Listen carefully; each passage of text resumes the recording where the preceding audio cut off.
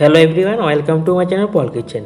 তো আপনারা তো বিভিন্ন জন বিভিন্নভাবে পটল রান্না করে খেয়েছেন। কখনো কি পটলের পটপটি রান্না করে খেয়েছেন? তো খেয়ে থাকেন, চলুন দেরি না করে শুরু করা যাক ইউনিক একটা পটলের পটপটি রেসিপি। তো এই রেসিপিটা যদি আপনার কাছে ভালো লাগে থাকে অবশ্যই লাইক, কমেন্ট, শেয়ার, সাবস্ক্রাইব করুন, পাশে থাকা বেল আইকনটা অবশ্যই প্রেস করুন। তো এই রেসিপিটা তৈরি করতে লাগছে আলু। আলুটাকে প্রথমবার এমন করে ভালো করে আমরা খোসা ছাড়িয়ে নেব। দেখতে পাচ্ছেন কি সুন্দর করে খোসা ছাড়িয়ে নিয়েছি। এবার এমন বড় বড় সাইজে আলুগুলিকে নিয়ে প্রত্যেকটা আলুর পিসগুলিকে এমন করে লম্বা লম্বিভাবে প্রথমত 3 ভাগে ভাগ করে নেবেন। রেসিপিটা কিন্তু পুরোপুরি কাটার উপর নির্ভর করবে কেমন হবে। দেখতে পাচ্ছেন প্রত্যেকটা পিসকে লম্বা লম্বা কাটে নেওয়ার পর এবার প্রত্যেকটা পিসকে আবার এমন করে লম্বা লম্বা করে পিস করে কেটে নিচ্ছি। দেখতে পাচ্ছেন কি সুন্দর করে লম্বা লম্বা করে পিস করে কেটে নিলাম। এমন করে আমরা বাকি সবকটা দুটো আলুকে এমন করে লম্বা লম্বা পিস করে কেটে নিলাম। এবার হলো পটল কাটা ফেলা। তো পটল কাটার সময় প্রথমত পটলগুলোকে এমন করে চেঁচে যাচ্ছে, খোসাটা আছে সবুজ গাঢ় সবুজ হয়ে খোসাটাকে এমন করে চেঁচে ফেলে দিতে হবে। এমন করে যদি খোসাটা না ফেলান তাহলে কী হবে, আলুর মতো যদি খোসাটা তুলতে যান তাহলে কী হবে, আর ঠিক করে সিদ্ধ হবে না, খেতেও ভালো লাগবে না। তার জন্য এমন করে চেঁচে খোসাটাকে ফেলবেন, ফেলে দিয়ে এবার এটাকে এমন করে প্রথম মাছ বরাবর এমন করে কাটবেন।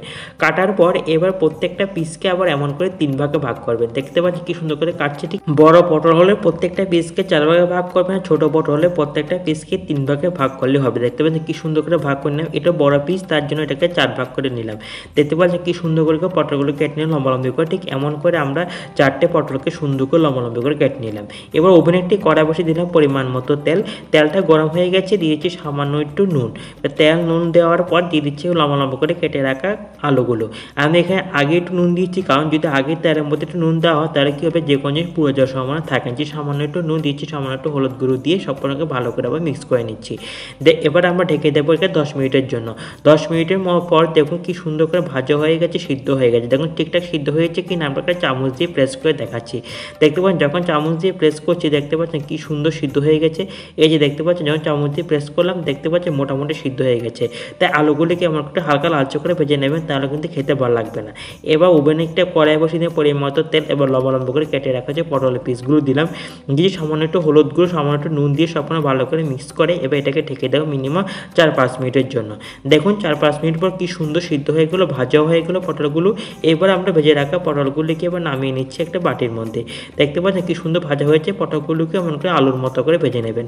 ওভেনটি কড়াই বসিয়ে নিয়ে পরিমাণ মতো তেল দিয়ে দিচ্ছি, একটা তেজপাতা, একটা শুকনো লঙ্কা দিয়ে দিচ্ছি, পরিমাণ মতো 5 ফোড়ন দিয়ে এবার ফোড়নটা কিন্তু আমরা হালকা লালচে করে ভেজে নেব। দেখতে পাচ্ছেন ফোড়নটা কি সুন্দর লালচে রঙে ভাজা হয়ে গেছে। এবার আমরা আদা বাটা, লঙ্কা বাটা, জিরে দিয়ে একটা মশলা পেস্ট বানিয়েছি, মশলাটাকে দিয়ে কন্টিনিউ নাড়তে থাকবো। নাড়তে দেখবেন মশলা কি সুন্দর করে কষে যাবে। দেখতে পাচ্ছেন কি সুন্দর করে মশলাটা কষে গেল। এবার আমরা পেস্ট করে রাখা সর্ষে পোস্ত বাটাটা দিলাম। বাটাটা দিয়ে সবকটা মশলার সঙ্গে আবার একটু ভালো করে আমরা কষিয়ে নেব। সামান্য একটু জল যাতে পোড়া লেগে না যায়। দেখুন কি সুন্দর করে সর্ষে পোস্তটা পুরোপুরি মশলার সঙ্গে ভালো করে কষে গেছে। এবার আমরা ভেজে রাখা আলু আর ভেজে রাখা যে পটলগুলো দিলাম, দিয়ে সবকটা মশলার সঙ্গে একদম ভালো করে কষিয়ে নেবেন। নিরামিষ সবজি যত ভালো করে কষাবে মশলার সঙ্গে তত খেতে ভালো লাগবে। দেখতে পাচ্ছেন কি সুন্দর করে মশলার সঙ্গে মোটামুটি কষে গেছে। দিয়েছি 3-4টা কাঁচা লঙ্কা আর দিয়েছি সামান্য একটু জল। আবার একটু জলটা দিয়ে সবকটা আবার একটু ভালো করে আমরা কষিয়ে নেব। দেখুন কি সুন্দর করে 2-3 মিনিটের মধ্যে ভালো করে কষানো হয়ে গেছে। এবার আমরা গ্রেভি তৈরি করা হয়েছে পরিমাণ মতো জল। এই গ্রেভিটা কিন্তু একদম গা মাখা টাইপের হবে, বেশি গ্রেভি কিন্তু হবে না। তাই সামান্য একটু জল দিয়ে এটা খোয়া দেবো মিনিমাম 4-5 মিনিটের জন্য। দেখুন 4-5 মিনিট পরে মোটামুটি হয়ে এসেছে। এবার একটু সামান্য সর্ষে বাটা দিয়ে দিচ্ছি। আমি কিন্তু পোস্ত বাটাটা দেয়নি, কিন্তু শুধুমাত্র সর্ষে বাটাটা দিলাম নামানোর আগে।